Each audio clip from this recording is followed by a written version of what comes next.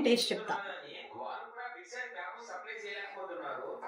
కొంచెం గ్రేవీ వేసుకున్నాం.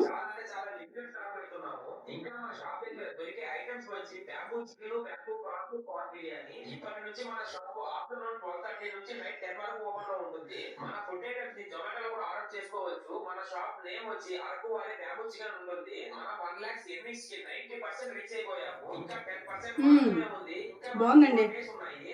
అంటే అంత సూపర్ ఏం కాదు. ఓకే, బాగుంది. అంటే రెస్టారెంట్లో ఉండేంత అయితే కాదు కానీ టేస్ట్ అయితే బాగానే ఉంది. చాలా వేడిగా ఉందండి. ఇలా వాటర్ స్ప్రే చేసుకుంటూ టిష్యూ పేపర్స్ యూజ్ చేసి ఇలా ఒక లేయర్‌ని క్రియేట్ చేసుకోండి.